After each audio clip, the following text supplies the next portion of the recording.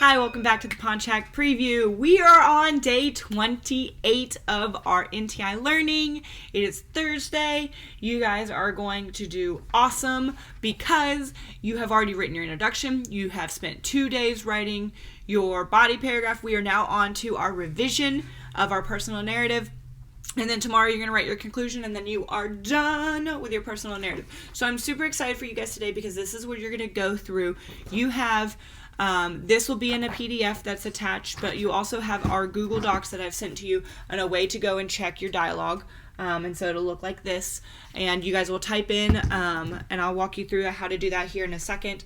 But you're going to go and you're going to make your story better, because if you're telling me that you're done in your first draft and it's ready to go, you are crazy, because there are so many professional writers out there who spend years working on something, and you have spent 3 days. Some of you probably only spent 1 day, but here's the deal. You're going to go back and you're going to make it better, because I know that you're a better writer, and you know my saying, once you think you've done, you've only just begun. So let's get started on making our revision. So today, the first thing you're going to focus on is adding in dialogue, because personal narratives, that's one of the common features that makes a personal narrative, is that you have dialogue. So you have a Google Docs that has been shared to you, and it looks like this, and there are, it says, dialogue will strengthen your narrative, it will keep your action moving forward, show personality, and add information. So those are the 3 areas that you can make your story stronger by adding dialogue. So let's talk about the keeping the action moving forward. So I gave you an example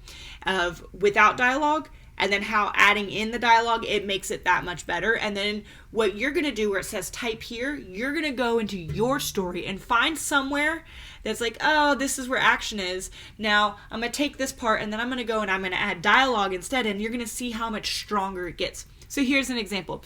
We were scared as we walked into the dark woods. That's a great sentence. We were scared as we walked into the dark woods. So now we're going to add in some dialogue to make the action go better. So here's what it says. We were scared as we walked into the dark woods. What was that? I whispered as I heard a branch snap behind us. One simple sentence. What was that? That makes it better, sparks it to life. Can you imagine if you're watching a scary movie and you didn't have the characters talk at all? It'd be a whole lot of... It'd be boring. So add in dialogue. It really takes the action going, what was that? Okay? So make sure that you find an area in your story that's got some action. See how you can add in dialogue. It will make it pop. Okay, the second way is it shows personality. I talked about this a little bit, and so here's the example I have for you. My little sister's so annoying. Okay, you're telling me that. That's great. I bet she is. How can we then add in dialogue to show just how annoying she is? So here's what we have. My little sister's so annoying. Can I come? My little sister whined. Mom, Carrie won't let me come. So by adding in that dialogue, you are proving your point. You're proving the personality. Think of, if you're doing a sports story, how does your coach talk to you? Maybe your coach is a real jerk.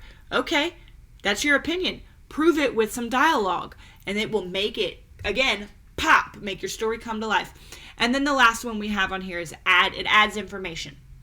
And so I'm going to give an example from my story where I had Johnny Freedom when I was running, and he came up and joined me, and he yelled something in my ear.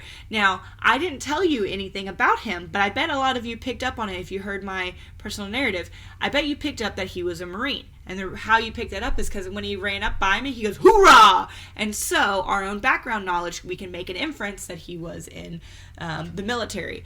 And so, here's my example. It's the exact example I just gave. He was a Marine. And so, here's how by putting in dialogue, I don't have to tell you he is a Marine. You can figure that out. I nearly lost my footing when he snuck up behind me and bellowed, hoorah! Right there, you kind of get a little bit more of it's adding information without having to tell you the information. So there's 3 things that you're having to do today. Well, 6, because there's 2. Go find a spot in your story, and then how can you add dialogue to make it better? And you're going to do that for keeping the action moving, showing personality, and adding information. Put those in your story. Again, it's going to make it, what's my magic word? Pop. Okay? And then when you're done with that, You have 3 other sheets that's going to go pretty quick because you guys have worked so hard on this. Adding in dialogue, which kind of goes with that, which what we just did. You have a sheet that goes over all of the rules. You also have a slide on day 17 that will really help you. Please, please, please. I know that you're like, that's boring, it's stupid. That makes a huge difference on your story if you're doing the dialogue correctly. So on page 8, it's 7 tips to help you improve your dialogue. On page 9, these are transition words. Go through. I know a lot of you get stuck. I don't know how to transition from this to this and this. This list gives you so many words. You're welcome. Go add these into your story. Make transitions.